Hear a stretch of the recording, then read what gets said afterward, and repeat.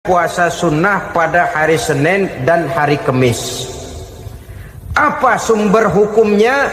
Diriwayatkan oleh Imam Muslim dari Abi Qatadah, Rasulullah Shallallahu Alaihi Wasallam ditanya tentang puasa pada hari Senin. Kenapa Rasul melakukan itu? Beliau menjawab, zalika yaumu wulidtu fihi wa yaumu bu'istu au unzila alayya fihi. Hari Senin itu adalah hari di mana aku dilahirkan dan hari di mana aku dibangkitkan. Wahyu pertama turun kepadaku pun pada hari itu. Maka sunnah melaksanakan puasa pada hari itu. Adapun hari Kamis, ada hadis yang diriwayatkan oleh Imam Turmuzi dari Abi Hurairah, Nabi bersabda, tu'radul a'malu yaumul isnaini wal khamisi fa uhibbu ay yu'radu amali wa ana shaim. Disetor amal setiap manusia pada hari Senin dan pada hari Kamis. Maka aku ingin, kata Nabi, agar pada saat amalku disetor itu aku sedang puasa. Jadi malaikat itu menurut riwayat ini mencatat dan menyetorkan catatan amalan seseorang pada hari Senin, hari Kamis. Tiap hari Senin amalan kita disetor oleh malaikat. Catatan terakhir tentu yang sedang kita kerjakan, sehingga yang masuk daftar, saya tinggalkan orang ini, dia sedang puasa, karena naik catatan amalnya pada hari Senin. Kamis diangkat lagi, catatan paling akhir, saya tinggalkan orang ini, dia sedang puasa. Itu makna fa uhibbu ayyurada amali wa ana shaim. Aku senang kalau pada saat amalku disetor, catatan paling akhir aku lagi puasa. Satu keistimewaan. Alangkah celaka tiap amalan disetor kita sedang berbuat jahat. Senin, Kamis, teler, mabok, judi. Tiap amalan disetor, catatan akhirnya saya tinggalkan si fulan lagi teler. Laporan Senin. Kamis laporan lagi, saya tinggalkan si fulan lagi mirit kartu. Saudara hadirin yang saya muliakan, alangkah jeleknya catatan kita. Oleh karena itu sunnah puasa pada hari Senin dan hari Kamis. Ini amalan sunnah, saudara-saudara. Dan oleh karena ini amalan sunnah, sebagian ulama memberikan penjelasan, walaupun lupa niat, kalau sudah malam itu lupa niat, boleh niatnya sudah siang puasa sunnah ini, dengan catatan dari pagi belum makan apa-apa. Malam saudara lupa, tahu-tahu ingat ini hari Senin, ini hari Senin, dah jam 10, niatlah jam 10 itu, sah puasanya asal dari pagi belum makan apa-apa.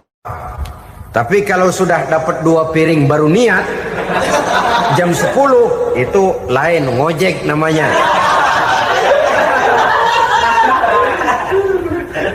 Allah Subhanahu wa ta'ala akan memuliakannya dengan 10 macam perkara. Saudara, ini keuntungannya. Yang pertama, orang yang puasa di hari-hari 10 bulan Zulhijjah diberikan al-barakah fi umrihi, diberikan keberkahan pada umurnya. Setiap kita ingin memperoleh umur yang berkah. Umur yang berkah itu yang bagaimana? Apa yang jumlahnya panjang? Mungkin. Tetapi yang jelas umur yang berkah ini adalah umur yang bisa dipertanggungjawabkan di hadapan Allah Subhanahu wa ta'ala. Artinya umur yang diisi penuh dengan kebajikan, umur yang diisi dengan segala macam kegiatan ibadah, dan umur yang dengan demikian sungguh pun kita sudah mati, jasad terkubur dalam tanah, nama kita akan tetap hidup, dikenal orang oleh karena kebajikan yang kita kerjakan. Saya kira akan lebih merupakan azab ketimbang nikmat kalau orang diberikan umur panjang tapi hanya untuk menumpuk-numpuk dosa saja. Kan lebih baik mana? Umur pendek banyak pahala, umur panjang banyak dosa. Lebih baik mana? Saya yakin yang paling baik tentu umur panjang banyak pahala. Paling sial umur pendek dosa melulu. Sudah diberikan umur pendek tidak seberapa, dosa berlipat ganda. Itu kalau orang kampung bilang tekor namanya. Rugi. Umur pendek hanya untuk menumpuk-numpuk dosa. Boleh jadi kalau umat-umat zaman dulu, saudara, mereka diberikan umur panjang. Nabi Adam, kita tahu Nabi Adam itu 2000 tahun umurnya. Nabi Nuh 950 tahun. Umatnya ya rata-rata segitu itu.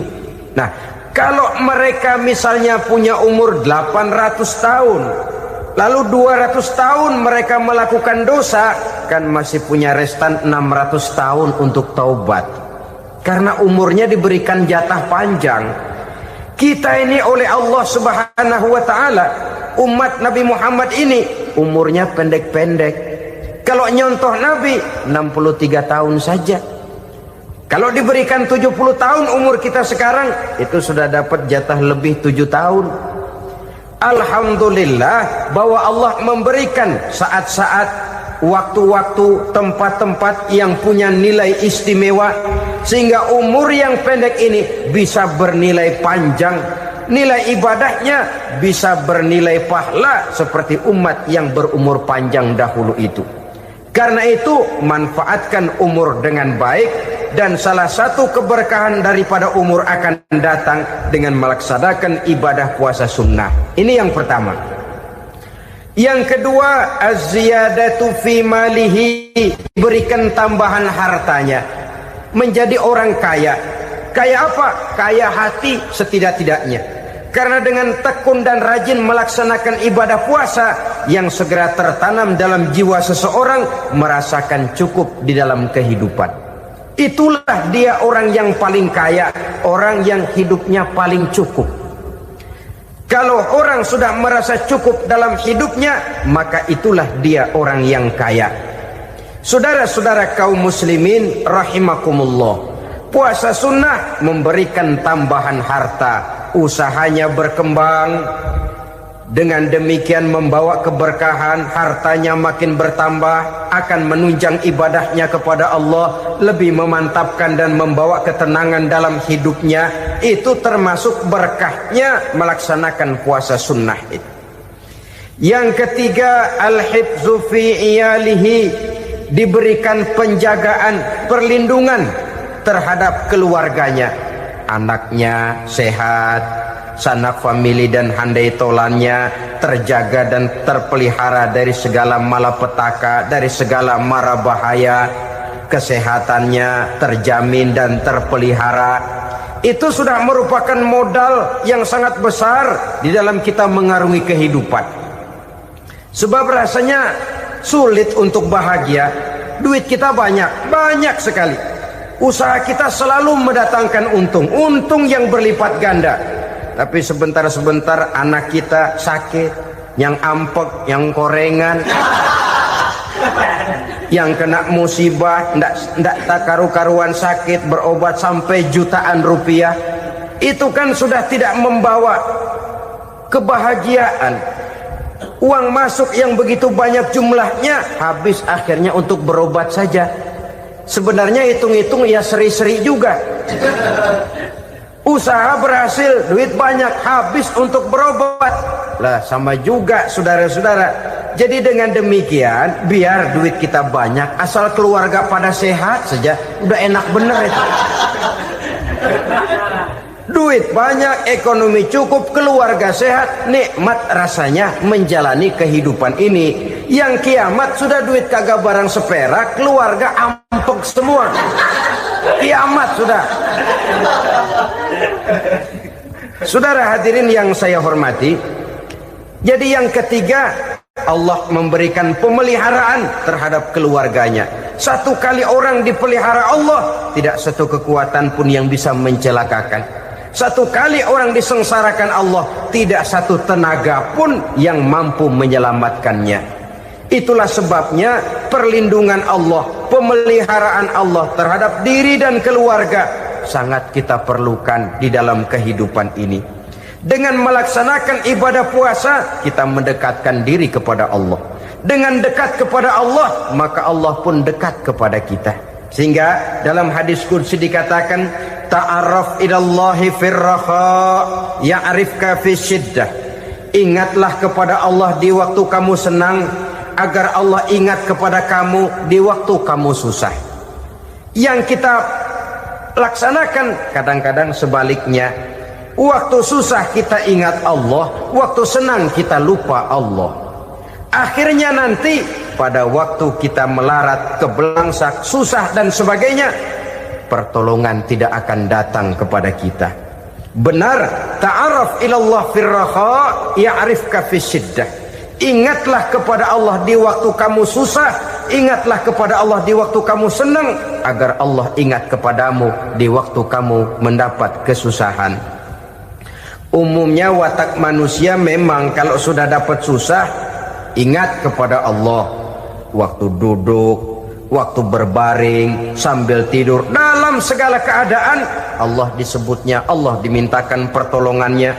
Tapi dikala dia berada pada posisi di atas angin, merasa senang, bahagia, Allah terlupakan.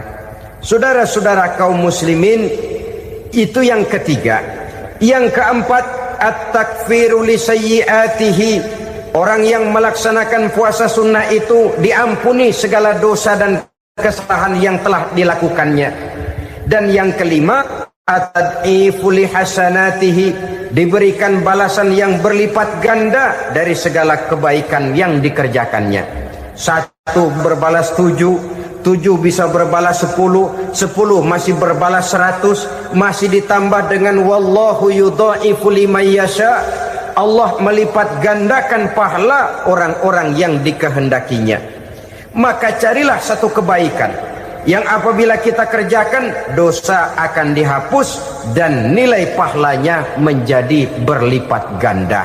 1 kali kita bekerja, 2-3 pulau bisa kita raih dan kita jangkau. Yang keenam, orang yang melaksanakan puasa sunnah di bulan Zulhijjah, at-tashil li sakarati mautihi, diberikan kemudahan pada saat menghadapi sakaratul maut. Maut a mysterious problem. Dia adalah pintu yang setiap orang pasti akan memasukinya. Bahwa mati adalah mati, itu semua kita tahu. Tapi hakikat orang pada saat menghadapi mati itu kan berbeda-beda. Ada yang matinya itu gampang sekali, persis orang tidur saja, tidak nampak gelisah, tidak bikin susah yang hidup, tidak gelimpangan di tempat tidur, persis seperti orang mau tidur saja. Ada yang sulit sekali menghadapi sakaratul maut, gelimpangan di tempat tidur, bikin bingung orang yang nunggu. Kadang-kadang seperti kerbau digorok lehernya. Saudara-saudara, sulit menghadapi sakaratul maut. Oleh karena itu Rasulullah sallallahu alaihi wasallam sering beliau itu kalau berdoa membaca Allahumma hawin alayya fi sakaratil maut. Ya Allah, mudahkan saya di dalam menghadapi sakaratul maut. Rasulullah saja, saudara, orang yang ibadahnya paling banyak, orang yang hatinya paling bersih, orang yang akhlaknya paling luhur, masih berdoa semacam ini. Mohon dimudahkan oleh Allah agar mudah menghadapi sakaratul maut. Apalagi kita, terus terang kita ini paling-paling kelas mukhtalid, bangsa sama pahala mau sama dosa doyan.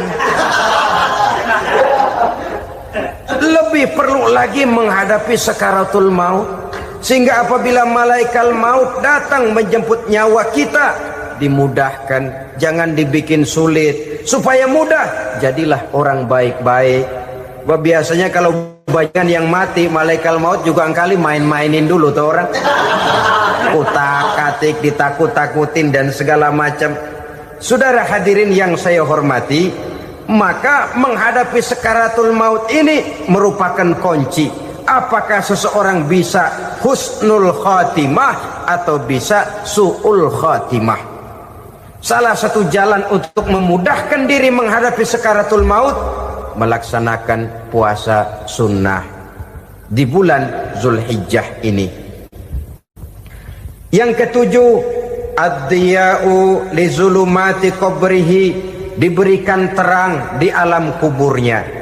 Kubur, saudara tahu, saudara tentu sering lihat orang dimasukkan ke liang lahat, ditutup dengan papan, dinding ari kata kita di kampung, lalu diuruk lagi dengan tanah.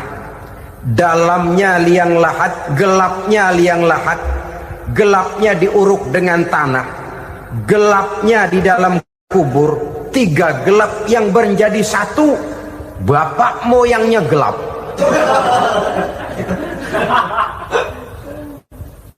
Puasa sunnah ini merupakan terang di alam kubur kita nanti. Yang kedelapan, at-tasqil limizanihi, diberikan keringanan pada timbangan di hari akhirat nanti. Bahwa setelah dibangkitkan dari kubur, setiap kita akan menghadapi perhitungan, akan ditimbang segala macam kebaikan dan segala macam kejahatan yang pernah kita lakukan di dalam kehidupan.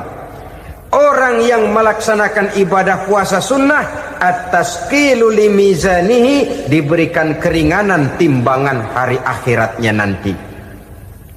Yang kesembilan, an-najah minal bala, diberikan keselamatan dari segala macam bencana. Dan yang ke-10, as-su'ud ala darajatihi, diberikan ketinggian, naik derajatnya, derajat di dunia, lebih-lebih lagi derajat di akhirat nanti.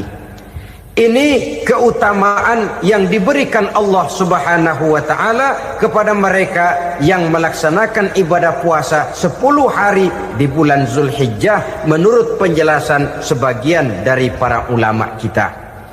Jadi setelah puasa Muharram ada lagi puasa Zulhijjah. Kemudian puasa sunnah yang ketiga, puasa sunnah pada hari Senin dan hari Kamis. Apa sumber hukumnya?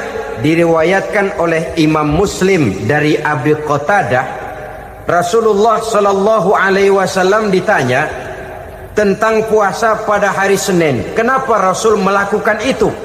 Beliau menjawab, zalika yaumu wulidtu fihi wa yaumu bu'istu au unzila alayya fihi.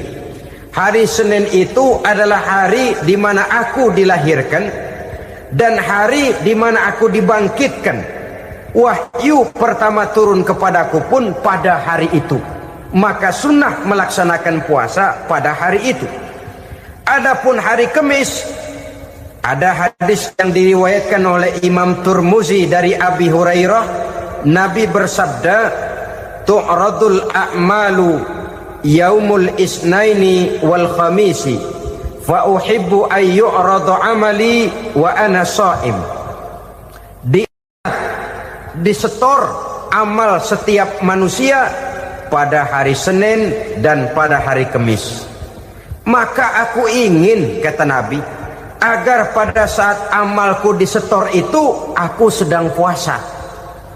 Jadi malaikat itu menurut riwayat ini mencatat dan menyetorkan catatan amalan seseorang pada hari Senin, hari Kamis. Tiap hari Senin amalan kita disetor oleh malaikat. Catatan terakhir tentu yang sedang kita kerjakan, sehingga yang masuk daftar, saya tinggalkan orang ini, dia sedang puasa, karena naik catatan amalnya pada hari Senin. Kamis diangkat lagi, catatan paling akhir, saya tinggalkan orang ini, dia sedang puasa. Itu makna fa uhibbu ayyurada amali wa ana shaim. Aku senang kalau pada saat amalku disetor, catatan paling akhir aku lagi puasa. Satu keistimewaan. Alangkah celaka tiap amalan disetor kita sedang berbuat jahat. Senin, Kemis, teler, mabok, judi. Tiap amalan disetor, catatan akhirnya saya tinggalkan si fulan lagi teler. Laporan Senin. Kemis laporan lagi, saya tinggalkan si fulan lagi mirit kartu. Saudara hadirin yang saya muliakan, alangkah jeleknya catatan kita. Oleh karena itu sunnah puasa pada hari Senin dan hari Kemis. Ini amalan sunnah, saudara-saudara. Dan oleh karena ini amalan sunnah, sebagian ulama memberikan penjelasan, walaupun lupa niat, kalau sudah malam itu lupa niat, boleh niatnya sudah siang puasa sunnah ini, dengan catatan dari pagi belum makan apa-apa. Malam saudara lupa, tahu-tahu ingat ini hari Senin, dah jam 10, niatlah jam 10 itu, sah puasanya asal dari pagi belum makan apa-apa. Tapi kalau sudah dapat 2 piring baru niat, jam 10 itu lain, ngojek namanya.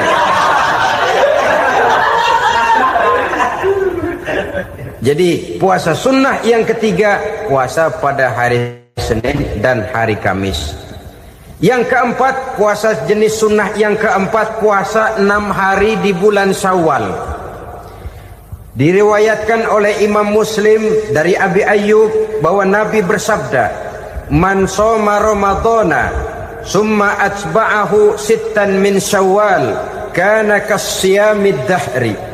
Barang siapa yang berpuasa di bulan Ramadan kemudian diikutinya dengan 6 hari di bulan Syawal, maka dia seolah-olah seperti orang yang berpuasa 1 abad lamanya. Allahu Akbar. Demikian besar keuntungannya. 6 hari di bulan Syawal sama dengan orang yang berpuasa 1 abad lamanya. Ini fadailul a'mal, saudara-saudara. Jangan diartikan karena menang sudah puasa 6 hari bulan Syawal, Ramadan tahun depannya lantas nggak puasa. Kenapa? Ukurannya sudah 1 abad. Bukan itu pengertiannya. Ini mendorong orang memberikan ganjaran pahala yang sedemikian besar. 6 hari setelah Ramadan, artinya di bulan Syawal. Tidak pada hari pertama Syawal karena haram hukumnya berpuasa pada hari fitri itu. 6 hari di bulan Syawal. Tinggal lihat yang mampunya saja. Boleh berurutan, boleh tidak berselang-seling, boleh, asal saja jumlahnya 6 hari selama masih bulan Syawal itu. Hari ini 3 hari lagi, 4 hari lagi, diselang-seling atau berurutan, itu juga lebih baik. Puasa sunnah 6 hari daripada bulan Syawal. Kemudian yang kelima, puasa sunnah 3 hari pada setiap bulan. 3 hari pada setiap bulan. Diriwayatkan oleh Imam Bukhari dan Muslim dari Abi Hurairah. Abi Hurairah bercerita, "Ausani khalili sallallahu alaihi wasallam bisalasin." Kekasih saya Rasulullah berwasiat kepada saya, memesankan benar-benar kepada saya untuk melaksanakan 3 amalan yang terpuji. Pertama, siyamu salasati ayyamin min kulli syahrin. Puasa 3 hari dalam setiap bulan. Ini wasiat yang pertama. 3 hari pada setiap bulan. Tidak peduli bulan apa saja. Dalam artian ya bulan menurut perhitungan Islam ya. Muharram, Safar, Rabiul Awal, Rabiul Tsani, Jumadal Ula, Jumadil Akhir, Rajab, Sya'ban, Ramadan, Syawal, Zulqa'dah, Zulhijjah dan selanjutnya. 3 hari pada setiap bulan. Tanggalnya tanggal berapa saja. Lebih utama pada yang disebut Yaumul Bid, yaitu hari-hari di mana bulan menunjukkan purnama. Tanggal 13, tanggal 14 dan tanggal 15 pada setiap bulannya itu disunahkan melaksanakan puasa. Itu wasiat pertama, puasa 3 hari pada setiap bulan. Wasiat yang kedua, wa raka'atai duha, melaksanakan sholat duha sekurang-kurangnya 2 rakaat. Itu wasiat yang dipesankan benar kepada saya, kata Abi Hurairah. Pertama, puasa 3 hari pada setiap bulan. Yang kedua, usahakan jangan meninggalkan 2 rakaat minimal daripada sembahyang duha. Kita tahu sembahyang duha itu sembahyang sunnah di waktu pagi seketika matahari naik sepenggalahan. Sekurang-kurangnya 2 rakaat, sebanyak-banyaknya 8 rakaat.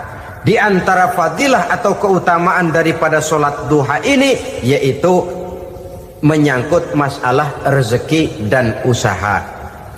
Kemudian wasiat yang ketiga, wa an utira qabla an anama. Beliau sangat berwasiat kepada saya untuk sholat witir sebelum tidur. Artinya sholat malam sebagai amalan sunnah di dalam kehidupan kita.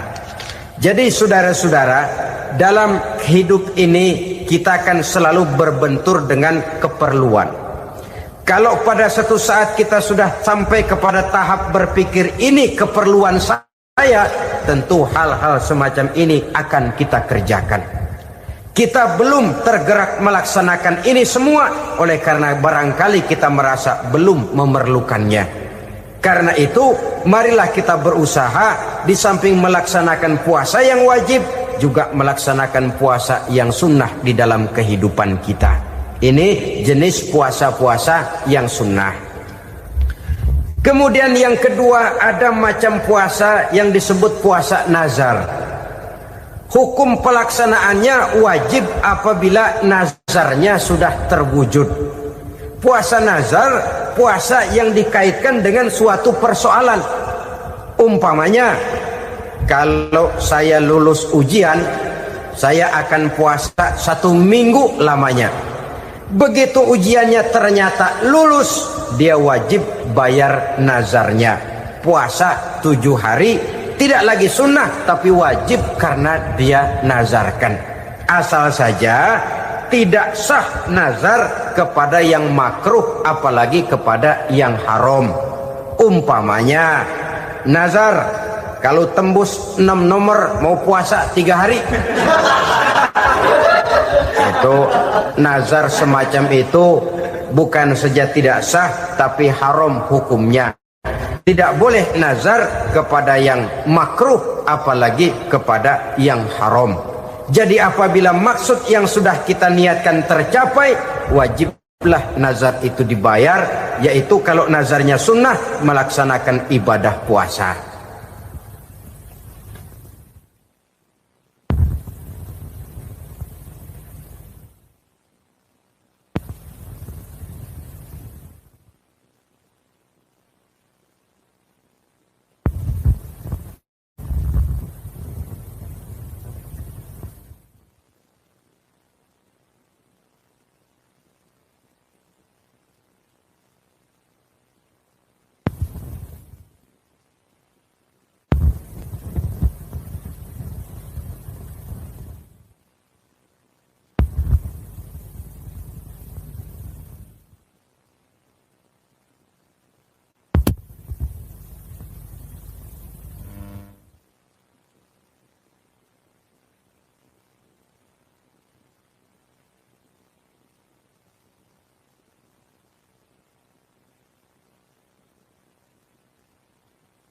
Saudara-saudara kaum muslimin rahimakumullah. Jenis puasa yang ketiga kita kenal dengan puasa wajib. Dan ini kita laksanakan pada bulan suci Ramadan. Tentang teknis pelaksanaan ibadah puasa di bulan Ramadan sudah pernah saya bicarakan pada pertemuan tentang Ramadan dan Idul Fitri. Pada kesempatan ini saya hanya ingin mengajak bahwa di dalam melaksanakan ibadah puasa Ramadan ini, marilah kita mengadakan evaluasi. Kenapa demikian? Barangkali secara jujur, walaupun agak berat, saya masih harus berkata, masih banyak di antara kita umat Islam yang di dalam melaksanakan suatu ibadah terjebak dalam rutinitas ritual. Apa itu rutinitas ritual? Itu bahasa susah. Berhubung saya tidak ingin bicara yang susah-susah, kita bicara yang mudah-mudah saja. Maksud saya, banyak di antara kita umat Islam yang di dalam melaksanakan suatu ibadah itu hanya dengan prinsip asal sekadar gugur kewajiban saja. Akibatnya, sampai sejauh mana ibadah itu berhasil membentuk kepribadian diri kita, kita jarang mengadakan evaluasi dan penilaian. Solat yang penting gugur kewajiban. Puasa yang penting sudah gugur kewajiban. Haji yang penting sudah gugur kewajiban. Maka jangan heran kalau itu yang jadi prinsip, ibadah lantas tidak punya dampak dalam membentuk kepribadian diri. Banyak orang yang rajin sholat tapi munkarnya jalan terus. Sampai kadang-kadang kita bingung, yang sembahyang dia, yang nyolong dia. Puasanya kelihatannya tekun tapi tidak punya kepekaan sosial. Sama yatim piatu bersifat masa bodoh, sama fakir miskin malah gemes. Tidak lantas tumbuh kepekaan sosial walaupun dia sudah ikut merasakan tidak enaknya lapar dan haus. Ada juga yang sudah haji 4-5 kali mondar-mandir Jakarta Mekah, tapi gaya hidupnya tetap seperti katak di kolong tempurung, picik, sempit pandangan, dangkal hati, tidak terbuka walaupun sudah melihat Islam dalam skala internasional. Yang dia lihat, yang dia saksikan, yang dia pandang tidak sanggup menggugah dan mengubah jiwanya, tidak bisa mewarnai pandangan hidupnya. Inilah akibatnya kalau ibadah hanya dikerjakan dengan prinsip asal sekadar gugur kewajiban. Hasilnya yaitu tadi, hajinya cuma menang topi putih sama serban. Sholatnya cuma prinsip asal gugur kewajiban. Begitu juga puasanya, begitu juga zakatnya dan ibadah-ibadah lainnya. Bukan tanpa satu maksud. Jikalau Allah Subhanahu wa taala memerintahkan kita melaksanakan ibadah puasa di bulan suci Ramadan, bahkan maksud itu sangat pada penghujung ayat yang memerintahkan kita puasa. Ya ayyuhallazina amanu kutiba alaikumus syiyam kama kutiba alal ladzina min qablikum la'allakum tattaqun. Orang yang beriman diwajibkan atas kamu berpuasa, telah diwajibkan juga kepada orang-orang yang sebelum kamu, la'allakum tattaqun, agar kamu dengan puasa itu menjadi manusia yang bertakwa kepada Allah Subhanahu wa taala. Dengan kata lain, berhasil atau tidak puasa Ramadan kita ini akan nampak takwa kita meningkat atau tidak setelah kita melaksanakan ibadah puasa. Sehingga kalau orang mengatakan Ramadan itu merupakan month of training, bulan latihan, keluar latihan tentu harus semakin naik dan baik gaya kehidupan kita. Jadi tujuan utama daripada pelaksanaan ibadah puasa adalah untuk membentuk manusia yang bertakwa. Nah, takwa itu kata Imam Qusairi hurufnya ada 4. Ta, qaf, wawu, ya. Masing-masing huruf ini simbol dari pribadi orang yang bertakwa, bina dan dibentuk oleh pelaksanaan puasanya. Mari kita lihat. Huruf ta adalah lambang dari sifat tawadhu, rendah hati. Orang yang bertakwa, orang yang tidak mempunyai sifat sombong. Puasa menanamkan kita kesadaran terhadap kelemahan, terhadap keterbatasan, terhadap segala ketidakmampuan yang kita miliki. Ya Allah, baru sehari nggak kena makan, nggak kena minum, sudah begini lemesnya. Puasa memang, kalau pagi orang masih sehat, masih terdorong oleh sahur, siang masih lumayan, tapi zuhur ke atas biasanya mulai sikap lemah manusiawi, keterbatasan kekuatan biologis itu mulai nampak. Dari sini tanam satu kesadaran, kalau begitu apa yang mau disembuhkan di hadapan Allah? Kaya, siapa sih orang paling kaya? Ilmu, siapa sih orang paling pintar? Pangkat, siapa sih orang paling tinggi jabatannya?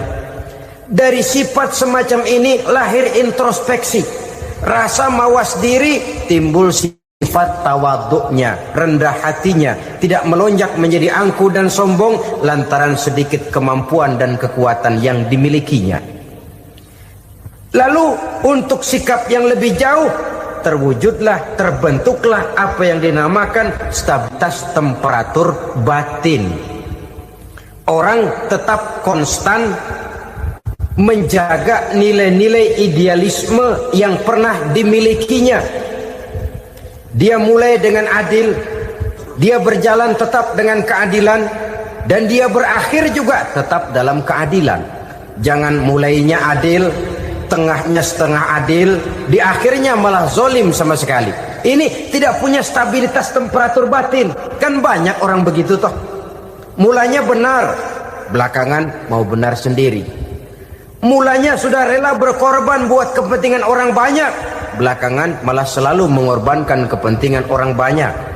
Waktu di bawah rajin baca ayat kursi, dapat kursi lupa ayat.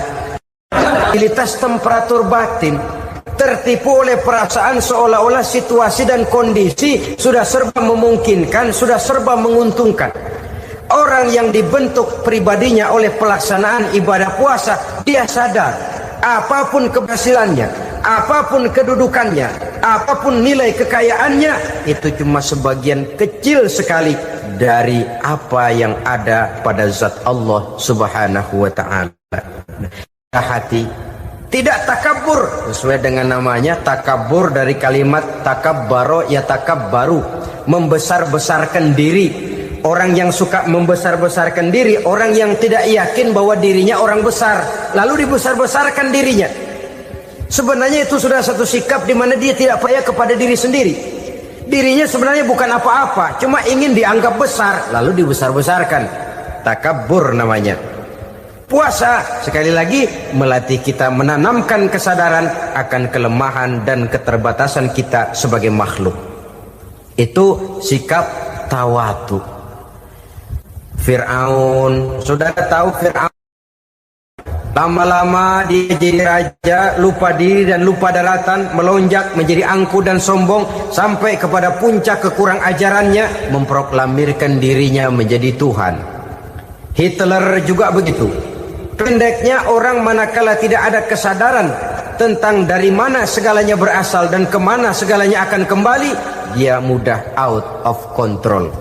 Kalau sudah out kontrol, maka dia akan melakukan perbuatan yang melampaui batas. Itu yang pertama. Jadi orang takwa, orang yang rendah hati, salah satu tujuan daripada pelaksanaan ibadah puasa menanamkan sikap rendah hati.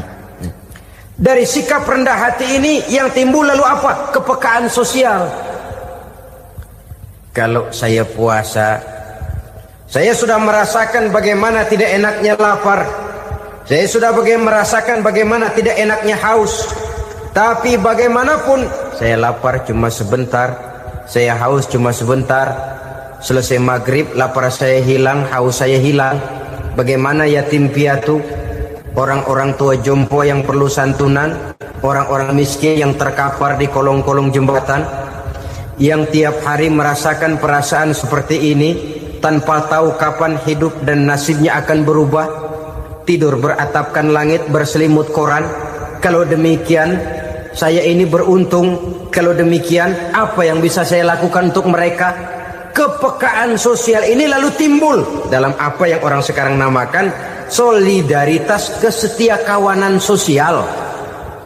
Hidup tidak hanya untuk kepentingan diri dan perutnya sendiri saja, tapi mau menolong, mau membantu orang yang memang memerlukan bantuan dan pertolongan itu sendiri.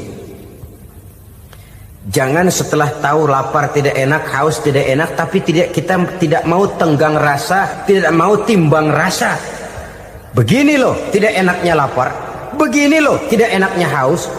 Ini terjadi pada diri saya masih mampu, masih berbuka puasa. Bagaimana yang tiap hari merasakan seperti ini?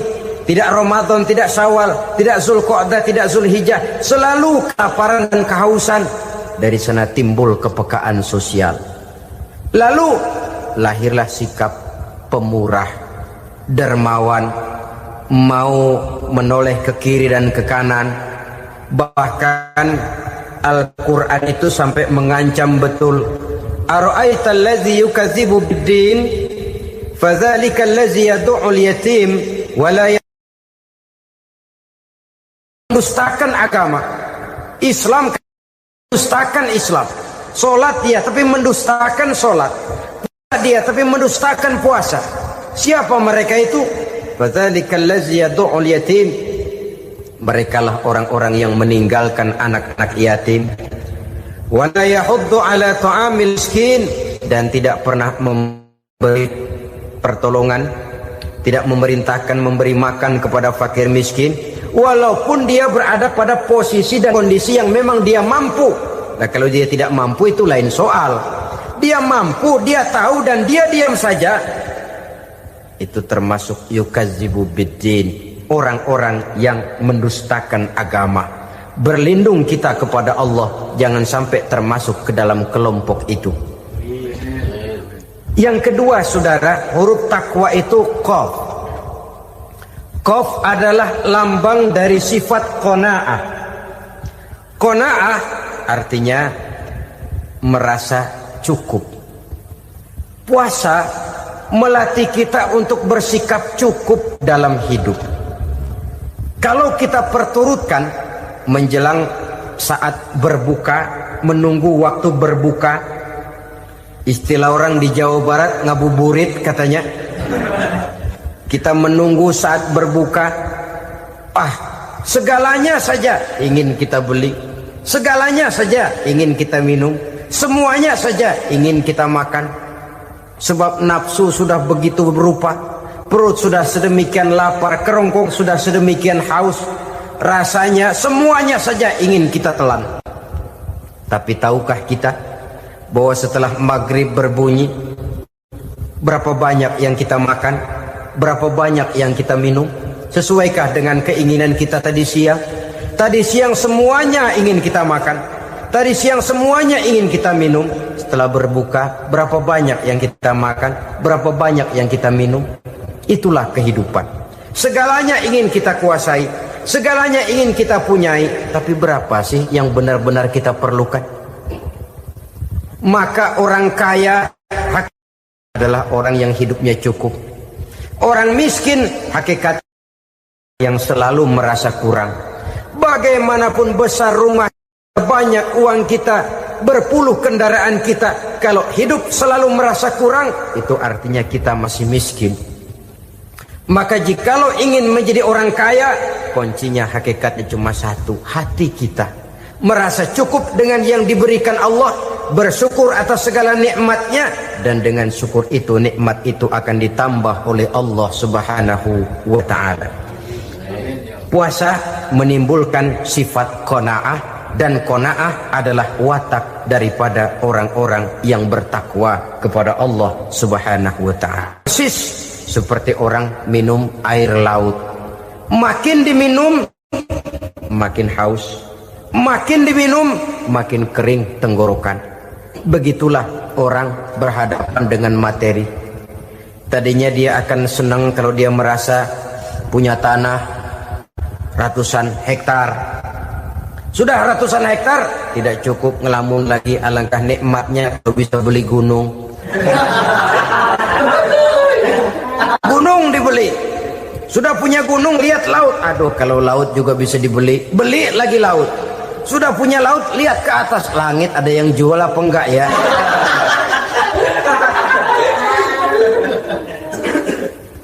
Seperti orang berhadapan dengan air laut yang makin diminum makin membuat kita haus dan makin kering tenggorokan ini. Maka itu harus dihentikan. Sikap untuk menghentikan itu tidak lain adalah dengan sifat qanaah itu tadi.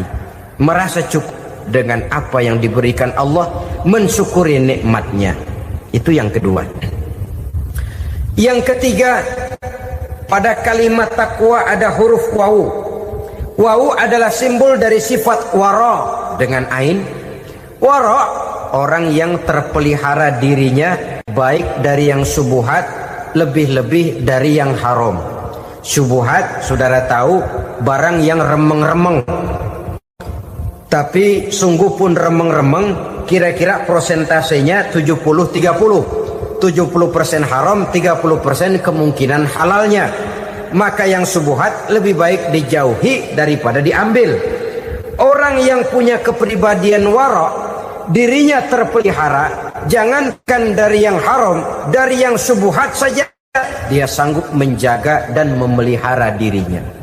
Oleh karena itu saya heran kalau orang di bulan Ramadan dia sanggup menjaga diri di waktu siang dari jenis makanan yang halal, dari jenis minuman yang haram. Ada tahu nganggur di meja siang, enggak dia makan. Ada air teh nganggur di meja siang, enggak dia makan, padahal itu jenis makanan dan minuman yang halal. Tapi ketika datang maghrib, dia berbuka dengan makanan yang dibeli dari uang yang dihasilkan dengan cara yang haram. Bukankah itu sesuatu yang terbalik?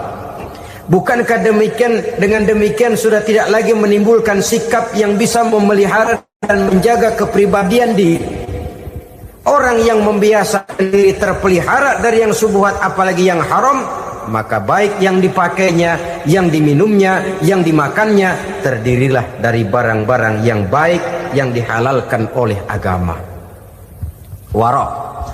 Kemudian yang keempat, pada huruf kalimat takwa ada huruf yakin.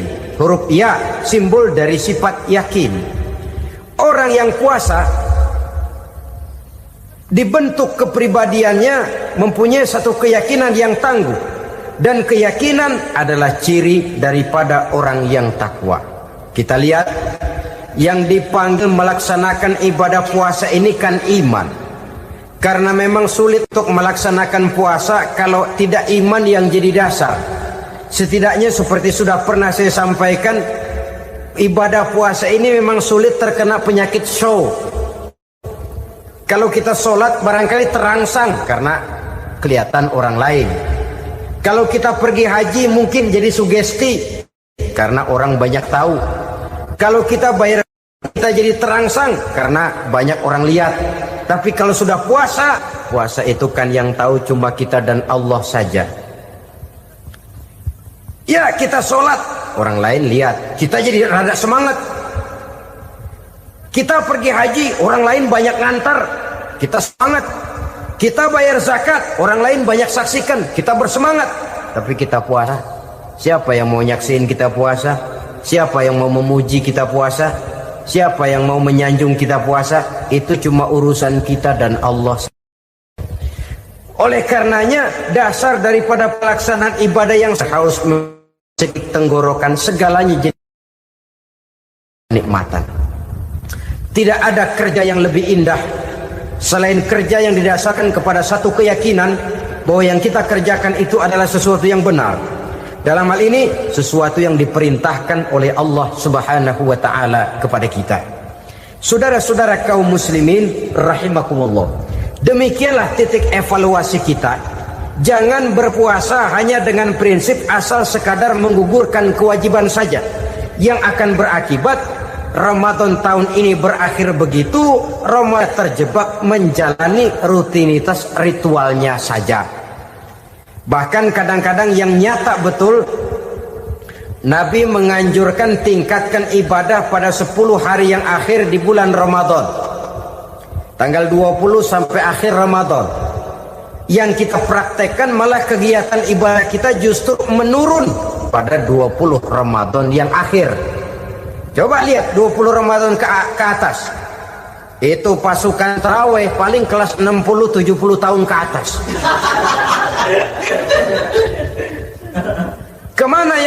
sudah berpikir menghadapi lebaran, berpikir pulang mudik, berpikir macam-macam. Akibatnya konsentrasi ibadah lalu buyar.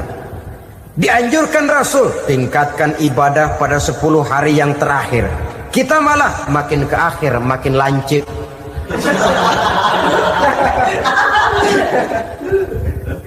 Saudara-saudara kaum muslimin rahimakumullah, kita terjebak oleh sesuatu yang sementara, oleh sesuatu yang bersifat kulit, lalu meninggalkan isinya. Padahal jikalau kita tidak mengisi Ramadan dengan kegiatan ibadah, berarti kita tidak keluar dari Ramadan dengan jiwa yang baru, yang sudah ditempa oleh pengalaman ibadah di bulan Ramadan. Artinya kita tidak kembali kepada fitrah, kesucian seperti saat kita dilahirkan. Lalu kalau kita tidak kembali kepada fitrah, apa yang mau kita rayakan pada Idul Fitri itu? Di mana letak kegembiraan kita? Di mana letak kebahagiaan hati?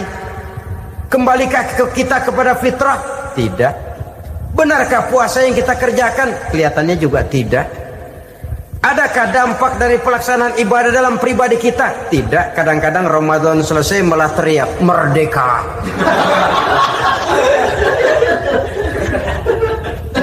Kalau tadinya Ramadan dia merasa terhalang, mau keluar siang, mau makan siang, bulan puasa, mau minum siang, bulan puasa, mau gandengan, bulan puasa. Ramadan selesai, kibarin bendera, teriak merdeka. Lalu kembali merajalela. Saudara-saudara, dampaknya tidak akan kelihatan. Padahal puasa yang baik, la'allakum tattaqun, membentuk manusia yang bertakwa kepada Allah Azza wa Jalla. Nah, sekarang apa kemudahan dan keistimewaan yang akan diberikan Allah kepada mereka yang sampai kepada tingkat takwa ini? Al-Quran menjelaskan, pertama, may yattaqillaha yaj'al lahu makhraja. Barang siapa yang bertakwa kepada Allah Subhanahu wa taala, maka dia akan diberikan makhraja. Makhraja itu jalan keluar dari segala macam kesulitan. Jalan keluarnya ada saja. Menurut ukuran kemampuan dia tidak mungkin, mustahil, tidak bisa, mana mungkin. Tapi pada waktunya ada saja jalan keluarnya. Termasuk jenis yang yaj'al lahu makhraja. Orang yang bertakwa kepada Allah selalu diberikan jalan keluar dari segala kesulitan yang dihadapinya. Siapa sih orangnya yang tidak pernah sulit dalam hidup ini? Siapa orang yang tidak pernah mengalami kesulitan? Tapi kadang orang menilai, itu kelihatannya hidupnya enak aja ya, kayaknya gak pernah mengalami kesulitan. Sebenarnya bukan tidak pernah mengalami kesulitan, Allah selalu memberikan jalan keluar dari segala kesulitan yang dihadapinya. Nah, kalau Allah yang memberikan jalan keluar, tentu sangat mudah sekali. Orang yang bertakwa diberikan jalan keluar dari segala macam kesulitan. Satu. Yang kedua, wa yarzuqhu min haitsu la yahtasib. Dia akan diberikan rezeki oleh Allah dengan jalan yang tidak disangka-sangka. Rezekinya datang dengan cara yang tidak disangka-sangka. Gajinya mungkin kecil, tapi penghasilannya gede. Kan itu yang penting.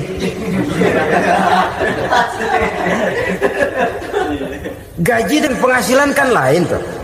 Boleh jadi gaji kecil, asal penghasilan gede, kan nikmat hidup itu. Nah, penghasilan ini ada yang bisa kita perkirakan. Bisa kita perkirakan. Misalnya gaji itu tadi. Kalau saya kerja, gaji saya begini. Ada rezeki yang masuk min haitsu la yahtasib. Tidak kita sangka-sangka, tidak kita duga-duga, tahu-tahu ada saja rezeki. Datang orang bawa persoalan yang mendatangkan hasil. Sebab rezeki, jodoh, maut memang seperti bayangan. Kita uber-uber dia lari, kita diem dia diem. Kan gemesin itu. Bayang-bayang itu begitu. Kita kejar, dia lari. Rezeki juga begitu. Kita diam, dia diam. Setengah mati yang namanya rezeki kita cari, kita uber. ngubik sampai ratusan bohong kita kerjain. Tapi memang belum waktunya, ya sulit untuk tembus. Tapi kadang-kadang giliran kita nongkrong di rumah, datang orang bawain rezeki. Itulah yang namanya rezeki. Tapi ini untuk orang yang bertakwa. Kalau tidak punya kredibilitas takwa, jangan lalu pakai ayat ini. Diberikan Allah dengan rezeki dengan jalan yang tidak disangka. Kan ada ayatnya dah, kita mah manteng aja di rumah dah. Ntar juga tuh rezeki datang. Ini fasilitas yang diberikan kepada orang yang wa may yattaqillah, bertakwa kepada Allah, yarzuqhu min haitsu la yahtasib, diberikan rezeki dengan cara yang tidak disangka-sangkanya. Maka kadar ketakwaan jangan membuat kita buruk sangka. Tuh orang ya nggak kemana-mana, duitnya ada aja. Kalau dia takwa, Allah berikan jalan keluar. Yang lantas ngelihat kiai orangnya ahli ibadah, ilmunya tinggi, akhlaknya luar biasa, takwanya tinggi, rezekinya lancar, lalu husnuzon nih kiai nggak kemana-mana, duitnya banyak, miara tuyul kali ini. Itu termasuk jaminan Allah yang masuk kategori min haitsu la yahtasib. Yang ketiga, yaj'al lahu min amrihi yusra.